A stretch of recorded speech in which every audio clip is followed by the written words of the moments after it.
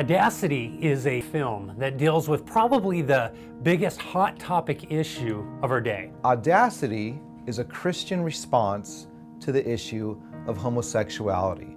And it really comes out of an experience I had. I flew from Germany to London, and when I was on the plane, I sat next to a middle-aged gentleman, and I said to him, "How you doing? Do you have a family?" He says, "I have a husband." And it was like, thud. How do I answer that? I didn't stare out the window for the next hour and a half. We related to each other and we chatted, but it made me realize how difficult this issue is for the average Christian. Anyway, I just wanted Ray to kind of give his vision on the script. I just wanted to give him a chance to talk about it. Yeah, I'd like to give a little bit of background myself. This comes out of my own conviction as a Christian, as Eddie shared. Peter is a sincere Christian who wants to share his faith. But in these days, if you open your mouth and mention God, you're a fundamentalist, anti-science, Bible thumper sort of guy, and he's very nervous about it. Peter's a really interesting character. He's this young man who wants to do the right thing as a Christian, who is faced with the dilemma of how to properly speak the truth and yet dealing with his own fears and apprehensions and struggles. Peter is a normal, everyday Christian living in America today. He's not a pastor, he's not overly religious. You know, one of the things that's different about Audacity from other Christian films, there are no scenes in a church or in a pastor's office, and it's very non-religious in its setting. Diana is not a Christian. She believes in God. She prays like many people. I think most people in America pray. And she's bought into this whole idea that if you are not pro-homosexuality, well then you actually are against homosexuals and you hate them. And she's very friendly with her co-star, Peter, until she finds out that he's a Christian. So, do you believe gay people should be stoned?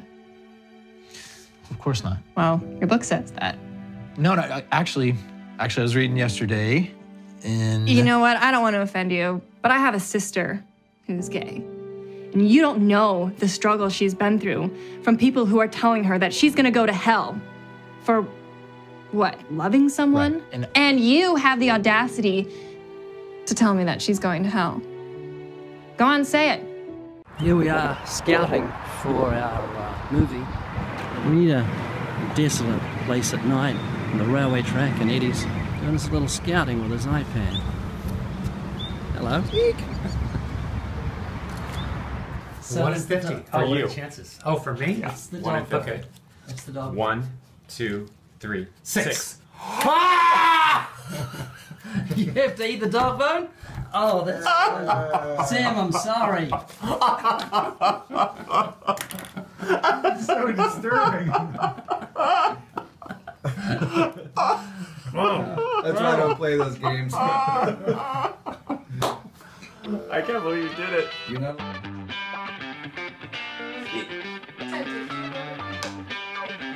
It's a hive of activity around here. Everywhere you look, there's people. I think there's about 25 people and working here. Excuse me, Scotty. Here's the lead. We're going to go past him. The lead actor. He's in his pajamas. You think he would have got dressed up for the shot, wouldn't he? It's my seat now. It's always here. This is how you make movies. We're gonna start with a wide shot of the room, empty room. Okay. Then it goes into this. Okay. And then you're saying come around from the other side, and then we're closer on the things. Yeah. What you up to, Mark? I'm a script supervisor. I make sure that continuity is right, that the coffee is not half full or half empty, and then I just make sure that I write down what's the best angle, what's the best shot. And then, So how does that help Eddie? well, he doesn't have to watch all the shots that we did. He can just go right to my notes and he knows what shot he likes. Great. I pray that we would have a cohesiveness amongst us, that we would esteem each other greater than ourselves. We pray that you would be glorified and that the scene would be perfect. Whatever that may mean and whatever that may look like, that you would take control, God. Yeah, I like how So here we are in the makeup tent this morning. A lot of us don't need makeup. Some of us do. All of us do. All of us do.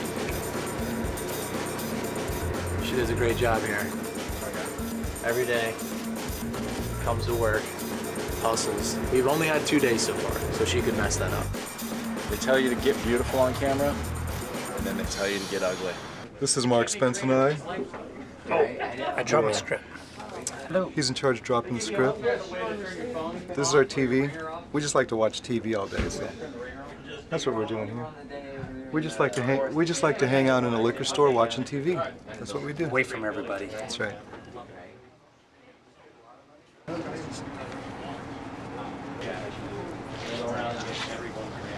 Are we good with the light? Yep. Okay, cool. All right, let's go to picture. Here we go. Picture's up. Lock it up, please. I'm here with Amanda and Jason, and they've been pretty much sitting around all day, and now they're about to kick it into high gear, all right? So this is one of the most dramatic scenes in the whole film, and so my question for these guys is, how do you do that? How do you go from like hanging out, watching everyone do their work, and all of a sudden, just like that, you gotta turn it on. So what do you guys do? I guess I'm up first. You just try to take the adrenaline of the moment. I mean, you've got cop cars rushing at you, you've got lights flashing, you've got guns, fake guns of course, pointed at you, so you use that from whatever you've done as far as your training, as far as your experiences, whatever experiences those may be, and then you just bring that about. And you have to understand that your heart rate has to go up a little bit, your breathing has to change, volume, voice, pacing, all of that, and you just get your energy pumped. So that's my process. That's like exactly for me too. Like having him like actually hold me in a chokehold really tight with the gun to my head. It's not that hard to act afraid, you know? And then all these cop cars here, and I've played a couple victim roles before as well, so I'm a little used to it. And like breathing like really heavily really helps you like get into it. But it's easy when someone's holding you with a gun to your head. Because I really am scared.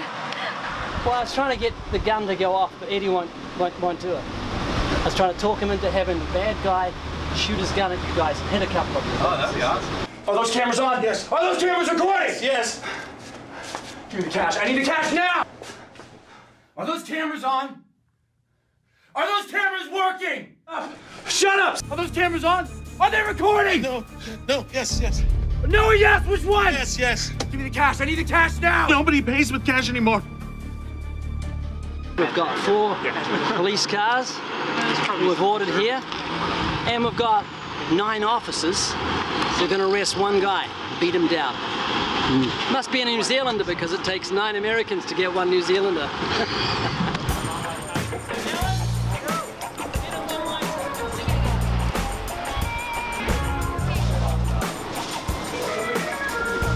Looking good. Thank you, sir. You're looking good. Every single time. Greg, get the glass out of your mouth. Eat it now. You're on walk. Just want you guys to know that we have no real weapons on set. These are all 100% solid rubber. All right, there's no chamber of any kind, so these are fake, and anybody can take a look. We strove for excellence with this movie. Come and show. I'll show you what we did. This is where we're filming the robbery sequence. This sign has been specially made for this movie. So open your door. You're coming out here, so there you go. Oh, yeah. Close the front door. Let me explain something here. We don't know if we can go ahead with this movie because our proofreader, Lynn Copeland, is a perfectionist, and Alan noticed the double spacing there. So she's gonna be really mad. I spent some time working on this. This is a fake foam can of spinach, so it's not gonna hurt the guy, hopefully.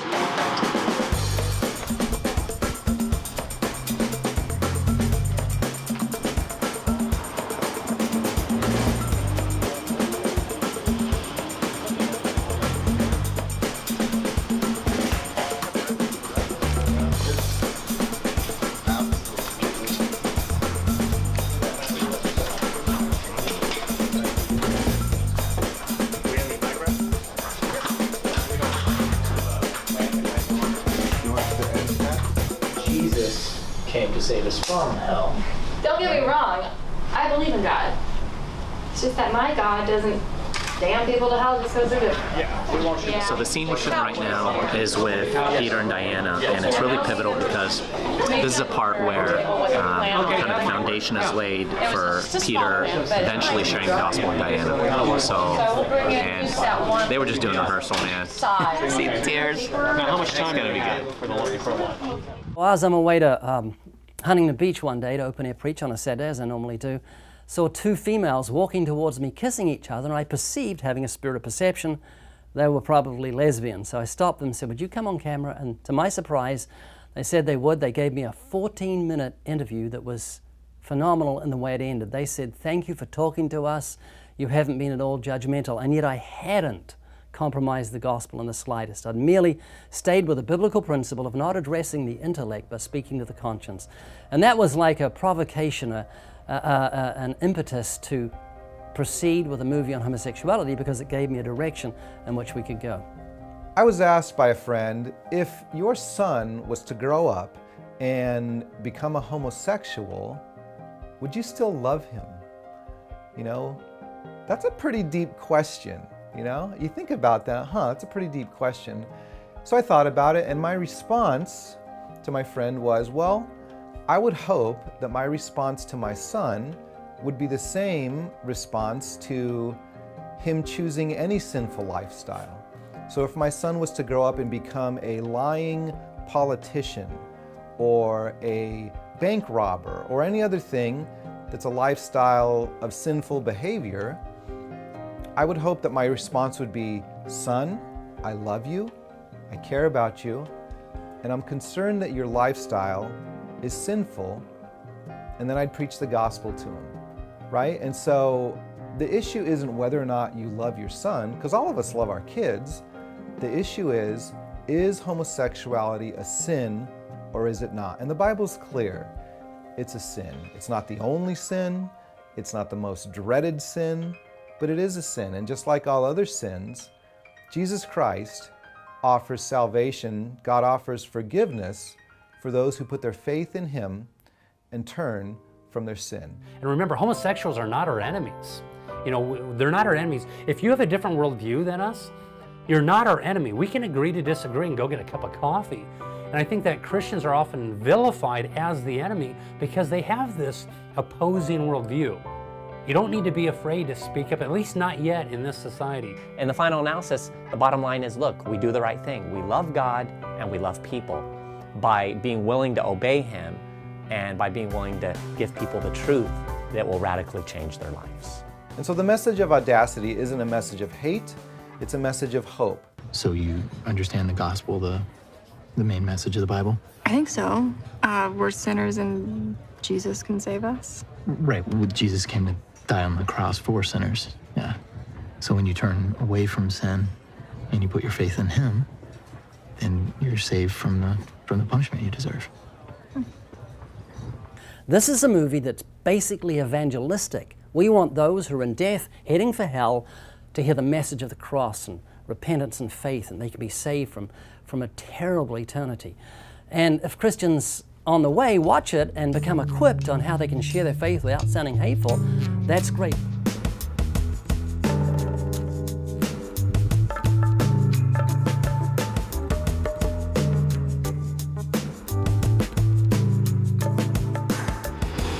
We are here on the set of Audacity, about ready to film, I believe to be the most exciting part of Audacity.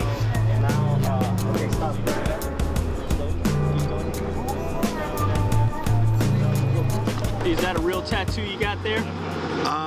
You know, it's not. I'm sorry. And they only got one teardrop. I'm really disappointed. I was expecting to get 3.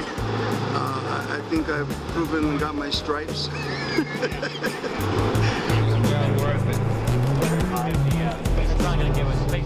Mariano loves the Lord. He said he wants to be my bodyguard when I go open here preaching, but watch this, do me. Look at that. Now back to think of the cross, Jesus dying for you. Isn't that cool? Good to have you here, man. Thank you, Ray. You're awesome, bro. You don't listen to Ray, I'll knock your head off. This is the power. Who's that one?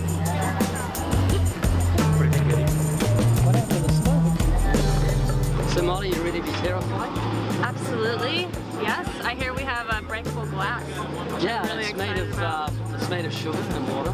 Great, so we're gonna eat it after. I'm gonna get a piece afterwards and lick it. I'm really excited. I could do that too, you know? Can we close that back then where we got everything out? Stand by. Ready and action! ¡Abre la puerta! ¡Abre la puerta! That was smoking. That was great. It's 2:08. Straight out of 2:08. So we need some beauty sleep. Not easy to. Where's my bed? Someone could move that back, actually. Any possibility of harming our star? Alternative right now. I hope they haven't seen real glass. So we'll get that up. That'd be funny, real joke on us. He's coming up right now. all right, stand by. Anybody for see that. any bogeys? It's good, right? Thank you. Focus on glass. We're focusing on the glass. And set. Set. Ready and action! ¡Abre la puerta!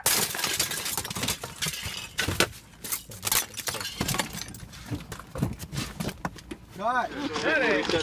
Yeah. All right, let's reset. No, another glass of whiskey. Not at all. It's supposed to be sugar. It's not. It's real glass. Feels like real glass. Very nice. Thank you very much. That's a wrap. Wrap it up. Off the bed. Well, 2 hours of driving. Let's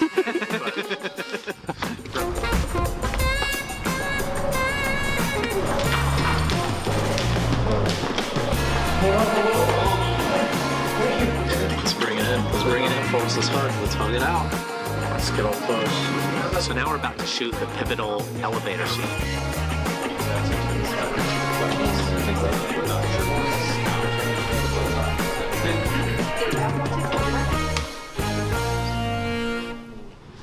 My name is Vic Murphy, and I have a ministry called Action Sports Outreach, and we use skateboarding and motorcycles and bicycles to present the gospel presentation. And a big part of our ministry has been influenced by Way of the Master and the work that Ray Comfort has done, just really sharing that simple gospel message that we're separated from God by our sin, and that God sent His Son to die for us and conquer death and will give us new life.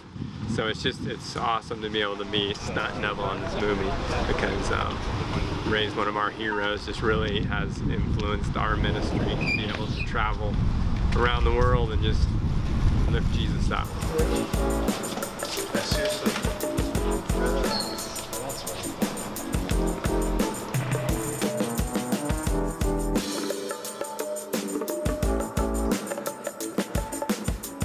This is the comedy club scene where Ben does some stand-up comedy, and we're hoping it'll bring light relief into a dark subject. And you're the MC, aren't you? Yes.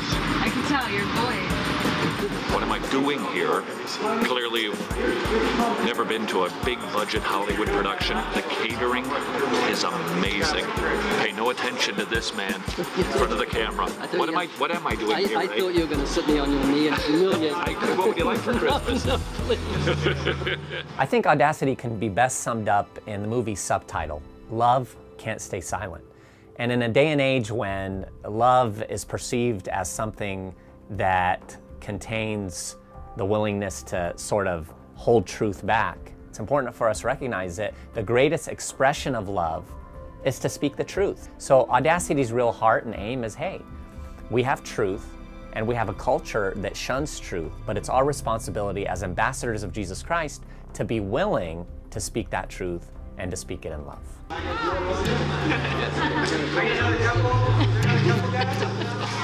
How about you two next to Drew here. Drew, raise your hand. Okay.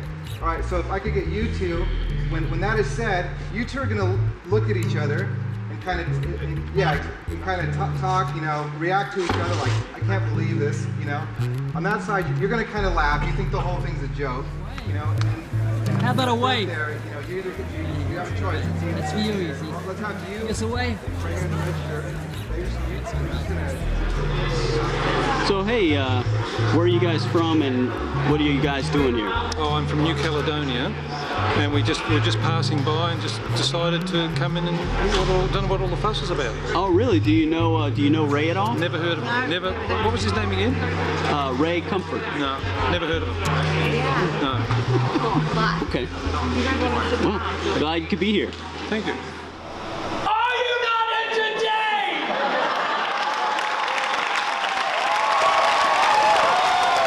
This is like the big of the boom. This is going to be a special treat. Australia's Most Wanted. Please welcome. Listen to me, Charlie. Hey. Don't mess with me. Hey. Don't mess with me. So, I mean, I think Ray's going to meet a lot of people. I don't know if he meets, people like Barack Obama. You think you're a good person to run? Approval rating says 42%. I'd love it if you met George. I mean, I used to love George. I used to love Bill Clinton. When Bill Clinton was handing over, to George, he would say, "I want to show you around the Oval Office here." Ask you to sit in the corner. George, we're working with that. Thank you so much, guys. God bless. Ray is always sharing the gospel. I've been with him since the turn of the century, and if there's one thing I've learned, it's to take every opportunity to share your faith. Here on the set, he's sharing with actors behind the scenes, extras during a break. He just takes every opportunity, and he's a great example to follow.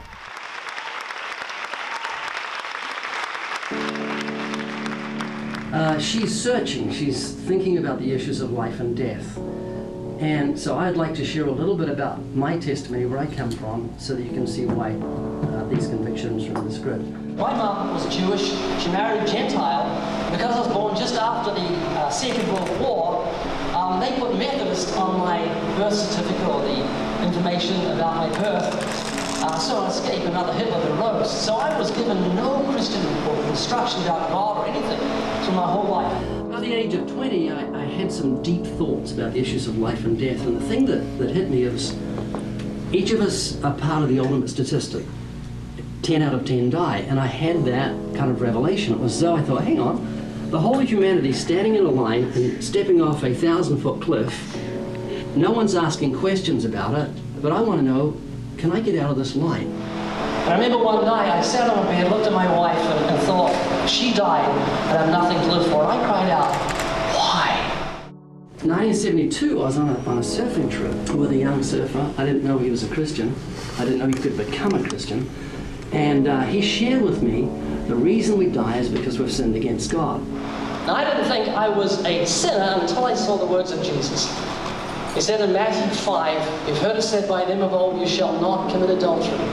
And I thought to myself, well, if there's a heaven and a hell, I'm fine because I've never committed adultery. But then I read the words of Jesus where he said, "But I say to you, whoever looks upon a woman and lusts for her has committed adultery already with her in his heart." And my revelation that night was that God sees the thought life. And I realized that night of God saw my thought life and exactly what I was thinking when I look at young ladies, because I was like every other red-blooded guy, loved the sexual pleasure of lust. And I realized that on Judgment Day I'd be guilty and end up in hell. That was my big revelation. That's when I understood for the first time that Christ died for my sins, that I violated God's law, the 10 Commandments, a multitude of times. I was a guilty criminal. But God became a human being, Jesus of Nazareth, who then suffered on a cross to take the punishment for my sins. I broke God's law, Jesus paid my fine. That means God can legally dismiss our case. If you're in court and you're guilty, and someone pays your fine, the judge can say, this fine's paid, you're out of here. That's what God can do with you and I. He can dismiss our case, he can forgive our sins, and allow us to live, commute our death sentence, because Christ paid our fine in his life's blood, rose from the dead, defeated death. So I repented that night, April the 24th, 1972, 1:30 in the morning, became a new creature. It was like I'd been living in darkness, and God had brought me into the light. And I found millions of other people that had the same experience of conversion, being born again with a new heart, new desires. So, as a Christian, for the last 42 years, I have lived solely to tell others just what I've told you today. That there is a way past this thing called death. That God, the creator of life, dwells in, granted everlasting life 2,000 years ago to all those that will soften their heart and just see what he has to say and obey what the gospel says. So that's the essence of what this is about. So every Christian has a moral obligation to stand up and counter. And that's why we produce this movie. I don't want to offend you, but I have a sister who's gay. And you don't know the struggle she's been through from people who are telling her that she's gonna go to hell for, what, loving someone? And where are these two gonna go if I pull the trigger?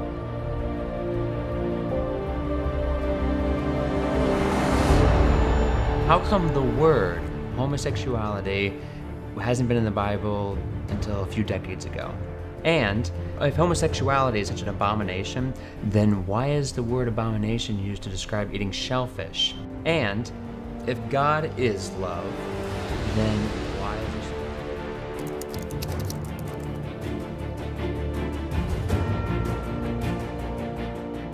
I noticed when I came up, you two were kissing in public. You are obviously gay. What do you think of gay marriage?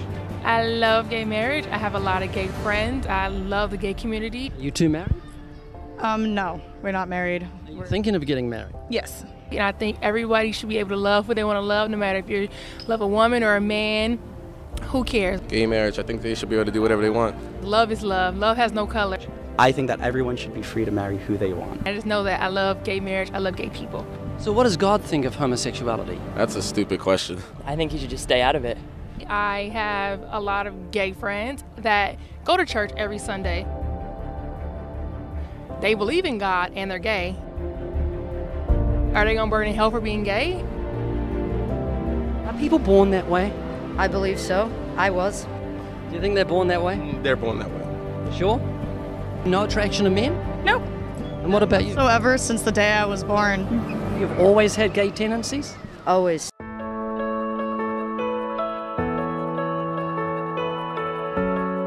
You've changed your mind? Yeah, you enlightened me real fast. Does that make sense? Yes. Does that make sense? That makes sense, yeah. That does make sense. You're very good at this, honestly. This is actually a very good argument. So I've been watching the videos that you showed me all day today. But I'm kind of starting to feel a little nervous because it's starting to all make sense. Does that make sense? It does. I have a question for you. Can you tell that I'm a lesbian?